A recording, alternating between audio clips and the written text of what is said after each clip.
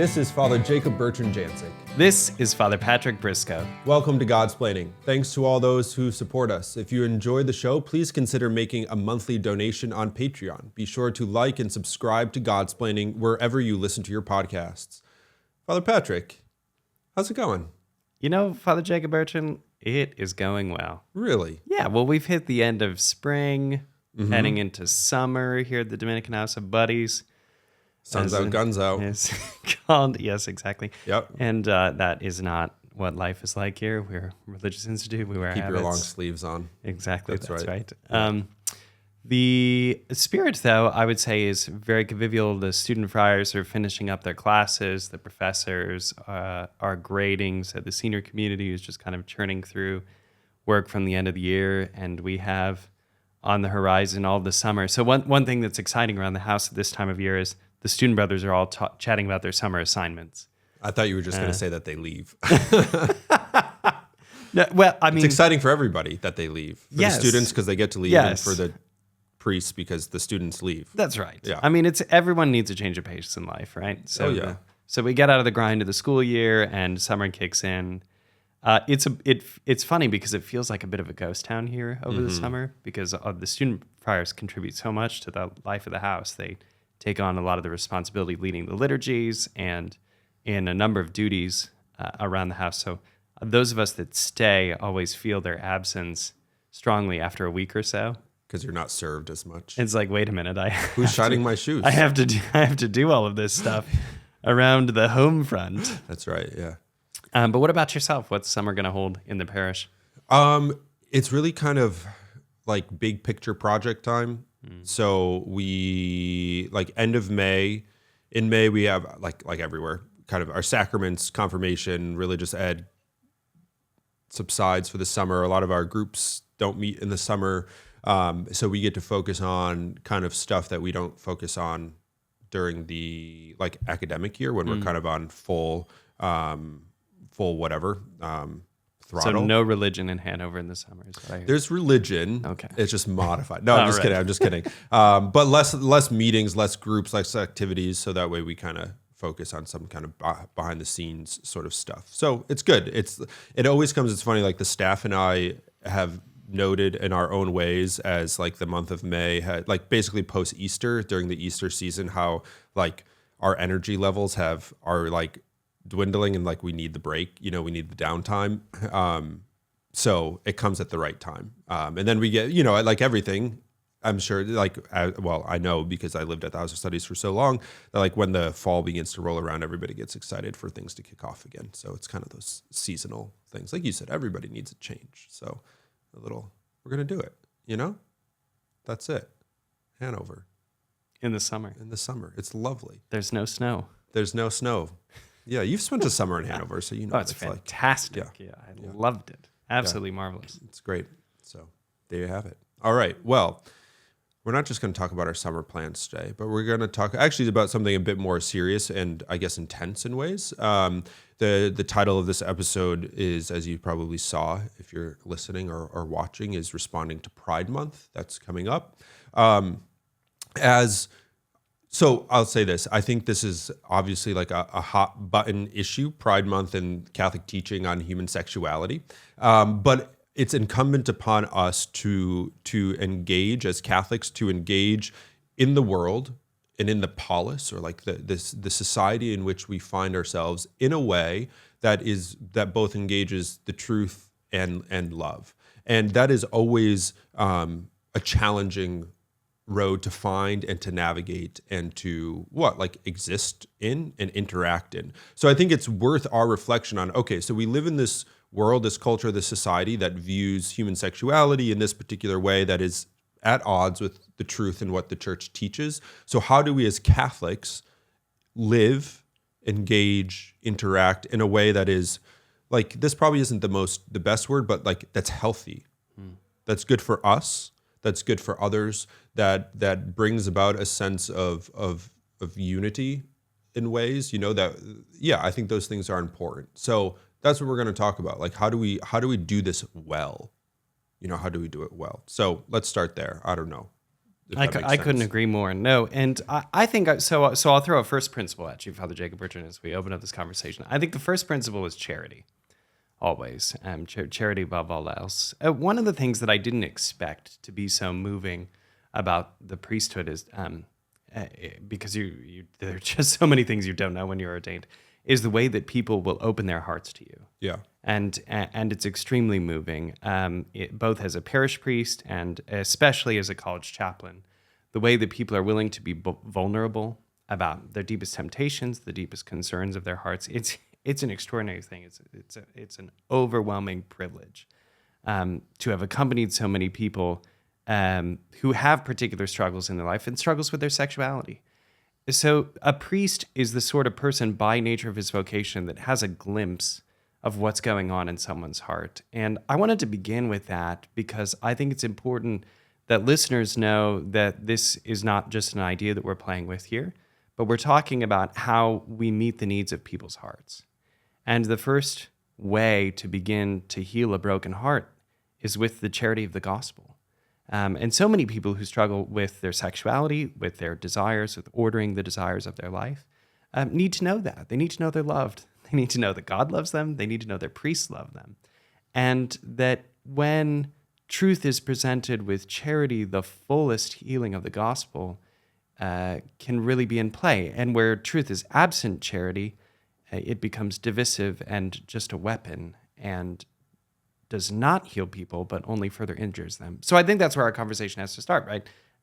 With this principle of charity, with saying that we know anytime you talk about issues of human sexuality, that it demands a vulnerability of people, and that vulnerability must be met with charity. Yeah, and I think too there has to be the recognition that I think this is intuitively recognized, but I think having like an external or like objective recognition of this part of this conversation is important too. That like we're not talking about like the morality of money lending. You know, where it's like this thing that people do sometimes. Like when we talk about our sexuality, when we talk about like who we are, I mean, like let's call a spade a spade. In the 20th century, human sexuality has been kind of the divisive argument in the church. You know, whether it's with birth control or same-sex marriage or whatever it might be, or same-sex attraction, whatever it might, like that's been the issue, right? That's been like the thing. But we have to like that's very different than other moral questions because it's so linked to who we are as men and women. That's right. And not it's just about like, identity. Yes, yeah, you're right. Right. And not just a claim of like those who like promote like Pride Month and that sort of thing is like, this is who I am. And like, yeah, okay. But also like we claim that to be true too, that our sexuality is part of our identity. It's part of who we are as embodied men and women created in the image and likeness of God. So like, I think it's just good to say that the stakes are high. And because the stakes are high, it's a difficult conversation sometimes, and sometimes easier to avoid and like not have. But I think that because, as I said at the beginning, and as you were saying, like we engage in this world, whether we like it or not, we live in this world. We have to face it at some point. So it's good to do that.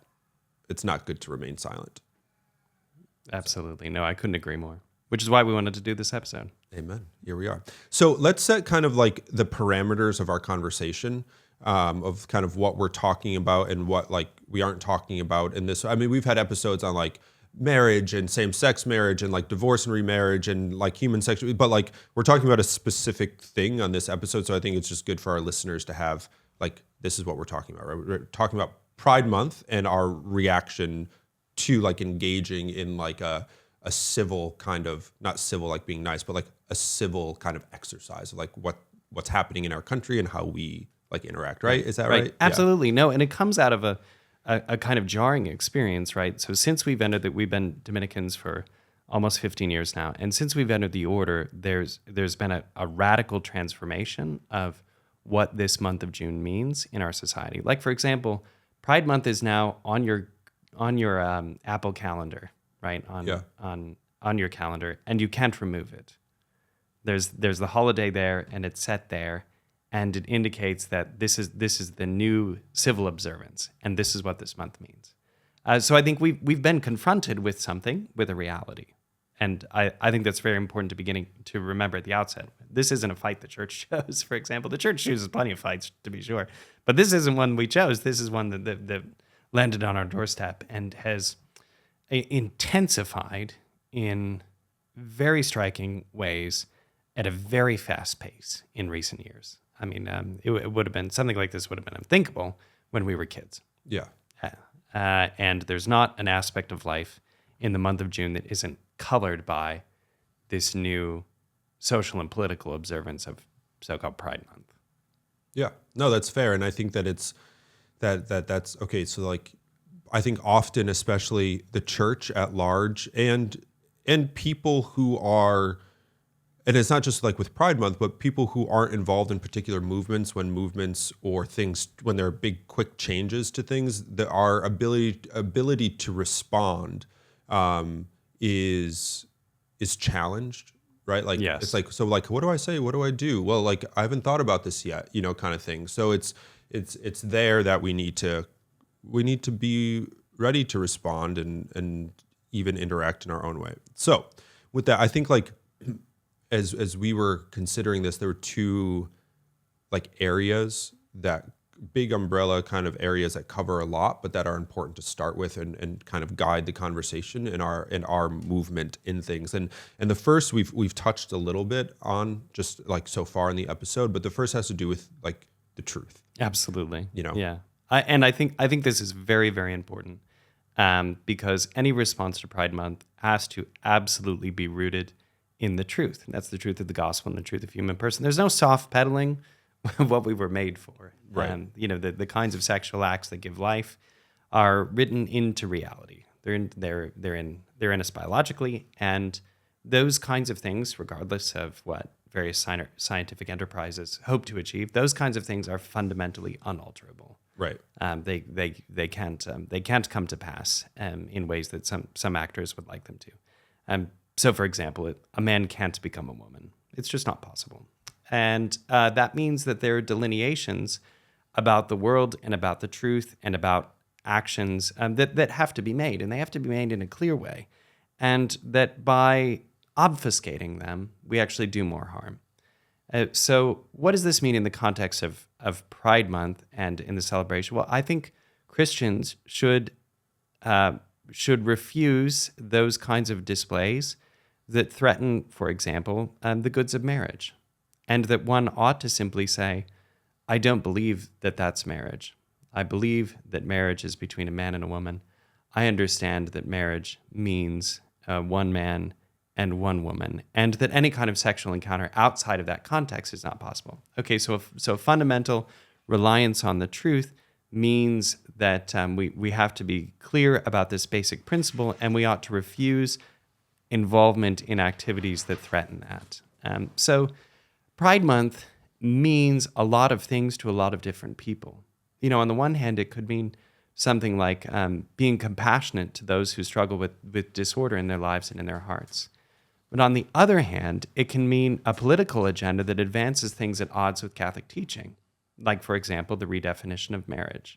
And I think it's important to recognize that from the outset, that there are things there are clear lines in the sand here that threaten the church's understanding of objective moral norms, things that we just can't agree with. Pope Benedict was very good about this, right? Yeah. And downstream from this, of course, or another way of talking about this is about the relativism that we face today. So he famously preached in the homily before the 2005 conclave when he was elected as Pope. He preached against the dictatorship of relativism, which does not recognize, he said, anything as for certain, and which has as its highest goal one's own ego and one's own desires. So I think inherent in this this conversation, or the points that I'm trying to make about our allegiance to the truth, are the twin threats of relativism and hedonism.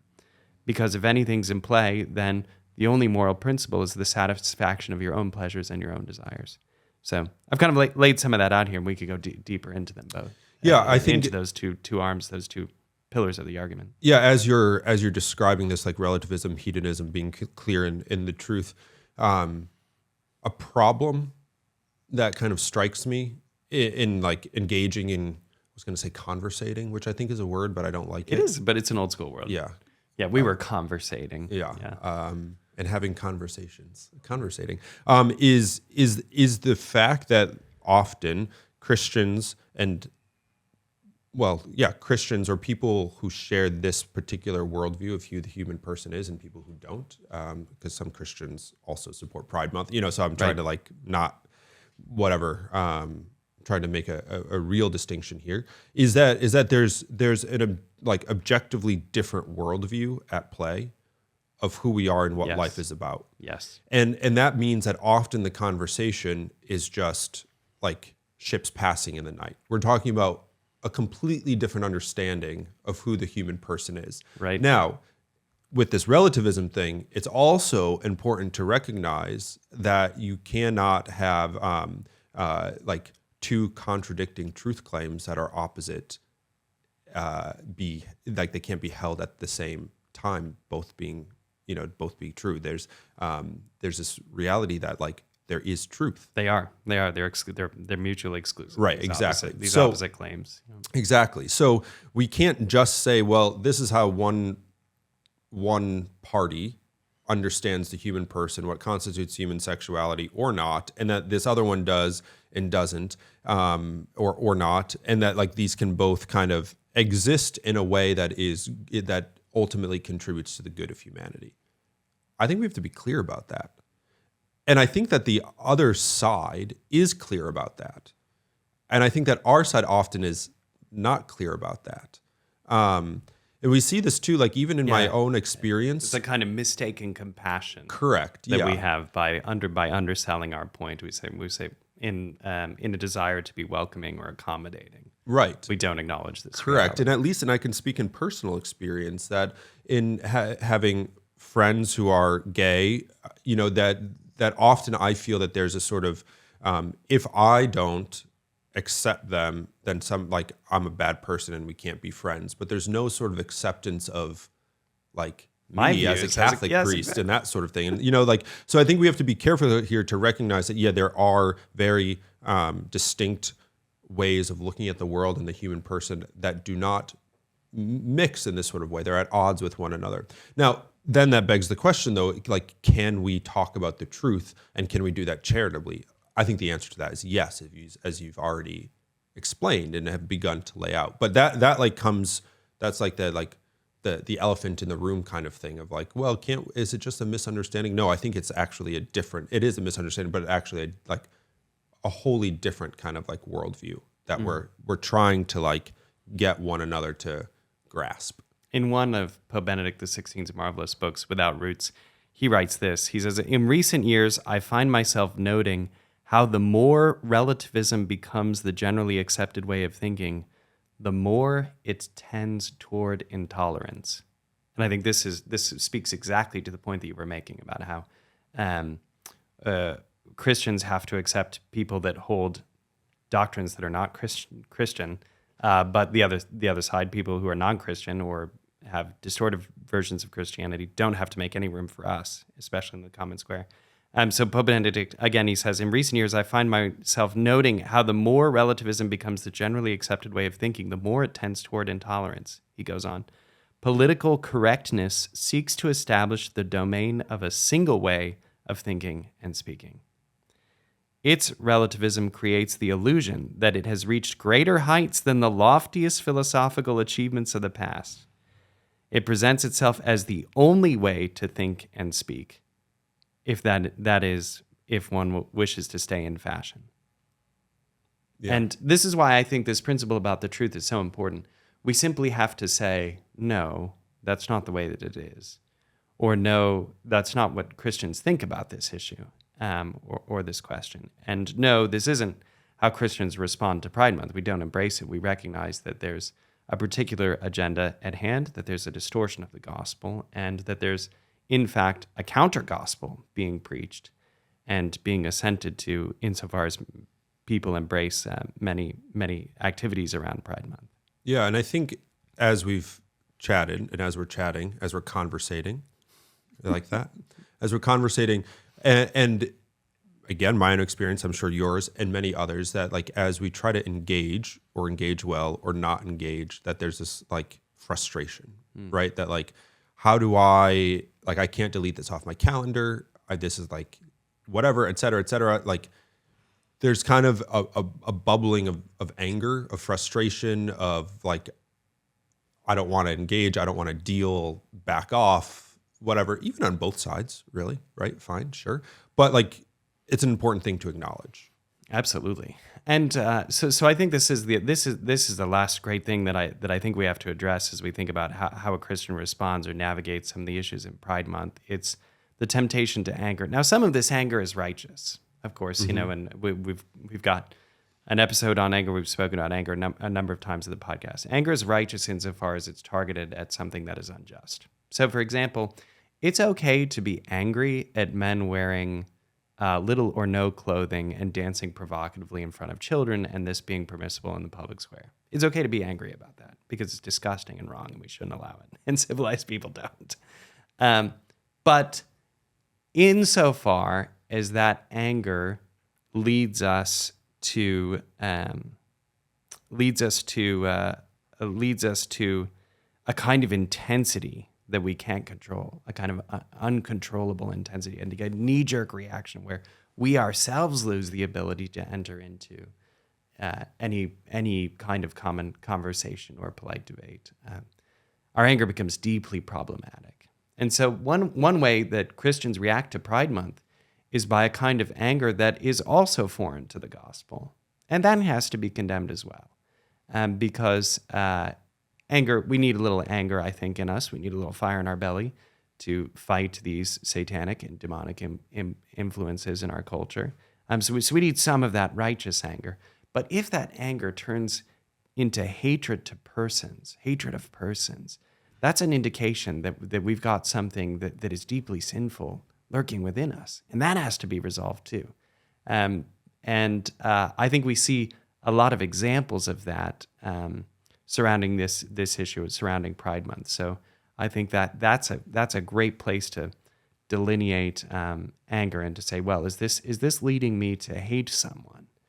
Is this destroying any kind of compassion I could have for someone who's really suffering in his or her heart? Then we've got something that we really need to work on. So I wanted to say that if we're thinking about our response to Pride Month as Christians, our response can never be angry. And if we're asking, is my response sinful? Is my anger sinful? I think part of that could be identified if we're recognizing we're seeing in ourselves a hatred of persons. Yeah, I think that's a good way to put it. As we said, like towards the beginning of the episode, like this is always a difficult thing to navigate, right? Because like the emotions and our reaction to things often are just elicited by whatever we're encountering. You know, it's not as if we can always immediately gauge like the level of reaction to something for whatever reason. And sometimes like our reactions are disordered and extreme, and we need to, but it's our response to those reactions, right? So it's like, how do we engage with the anger, with the frustration? You know, how does that shape our encounter with like Pride Month and people who are participating in Pride Month and those sort of things? So we've laid out this need to be clear about the truth, and we ought to have like the courage and also the prudence to do that like charitably, right? And also to avoid this other pitfall, the other side of sort of, I guess maybe I can paint it this way, and you could correct it if it's wrong, right? Like one pitfall of being clear and loving about the truth is this relativism, as you've explained. But the other side is to be like super angry. Right? Absolutely. So like, what are some practicals, or do you have any practicals of, okay, like how do I, like, whether or not like I'm engaging with somebody, but like how do I, how do I just not become like terribly frustrated? Yeah, absolutely. So I think the first way, and this is not going to be immensely helpful to many of our listeners, but maybe it is to some people might need to be encouraged. Just don't engage with it. You don't have to put the symbol on your door or on your desk. You don't have to fly the rainbow flag. You don't have to put pronouns in your email signature, nor should you. I think that's deeply problematic. So I think part of what we're doing to invite conversation is simply a kind of gentle resistance, right? This is what nonviolent protest means, an intentional nonconformity to a trend. And that's not nothing. And I think that's the key. Some people overlook that, right? Some people might be tempted to say, well, I'm not doing enough to fight it. Well, actually, by not conforming to it, you're already resisting it, because this is now the dominant view of the culture. And this is sort of what I think is kind of funny. Once Pride Month was the great rebellious moment, right? The great counterculture, the great counter trend. And now that's the mainstream view. Mm-hmm. And simply not observing it or not engaging in it is the minority position. And that's something that we're choosing intentionally, and is not nothing. So I think that's a place to begin. Second, obviously prayer. Many people have observed this. Of course, all of our listeners know this. June is actually the month dedicated to the Sacred Heart. And people who are frustrated about their sexuality or frustrated about sexuality in the culture all need to be healed. They need the merciful love of Jesus to reign in their hearts. So we should turn to the Sacred Heart. We should promote devotion to the Sacred Heart. Put a Sacred Heart on your bag. Put a Sacred Heart sticker on your water bottle. Say the Sacred Heart Surrender Novena prayer every day during the month of June. Make an active campaign, to steal a little bit of the language of Lent. Make an active campaign of our prayer instead of something that is not intentional. So I think by really embracing devotion to the Sacred Heart, Jesus, who says, "Come to me, all you who labor and are burdened, and I will give you rest." By taking up devotion to the Sacred Heart, we can make reparation for the wrongs and offenses that are committed. And I think that's very important. Yeah, I was going to mention too fasting. I think it's beautiful. There we go. Okay. So there we go. Take it up. Take up the practice too. That and again, we've talked about this like on Lent episodes on the podcast and stuff. What it is and what it isn't. Fasting. It doesn't have to be this insane sort of I'm not eating kind of month, but offering up a little bit of our own suffering and offering something up for the sake of the conversion of the world. So if you were like Father Joseph Anthony, for example, you would give up a trip to Taco Bell. Yeah. You would say like, maybe I don't have to go to Taco Bell. No Taco Bell tonight. For the month of June. Yeah. Oh. Wow. Golly. Big challenge. Yeah, tough. So maybe he probably won't listen to this episode, so it won't matter. He won't do it. But hey, it's a good idea. Good job, Father. Way to work. So but I think those three bits are, don't engage in our faith, in our Lord, through prayer, through fasting. And I think to pray for the gift of prudence, especially our prudence in speech, so that way we like know how and when we can be led by the Spirit about how and when to say what and engage in truth and charity, such that we're not winning arguments or getting into arguments, but we're winning souls. That we're winning souls. Any final thoughts here, Father, before we sign off? Yeah, I think there are extremely beautiful resources in the Catholic Church for people that are struggling with their sexuality, who suffer from same-sex attraction, or for anyone curious about these issues, really wondering, what do I say? And how can I help someone? How can I refine my speech on this? So, of course, most people know about Courage International. People should also look at Eden Invitation, which is kind of a lesser known, but really phenomenal ministry that reaches people struggling with their sexuality. So if you're a Catholic asking, well, how can I become better informed? Rely on these great ministries. Courage International and Eden Invitation. Perfect. Great. Well, we'll leave it there. I think we've said enough. What do you think? I concur. Good. Great. Doesn't matter if you did, because we're finishing anyways. All right, y'all. Thanks for listening to this episode of Godsplaining. Follow us on Facebook, Twitter, Instagram. Like, subscribe, leave a 5-star review. If you'd like to support and donate to the podcast, you can do so through Patreon, and there are links. There's a link in the episode notes below. You can also follow links in the episode notes to shop Godsplaining merchandise to get information on upcoming Godsplaining events. Thanks so much for tuning in. Know of our prayers for you. Please pray for us, and until next time, God bless. Father Jacob-Bertrand, would you say that you're optimistic about this subscription appeal? No. Would you say that you're optimistic about anything? No. Well, I am. Folks, go ahead and subscribe to the YouTube channel. We'd greatly appreciate it. Cheers.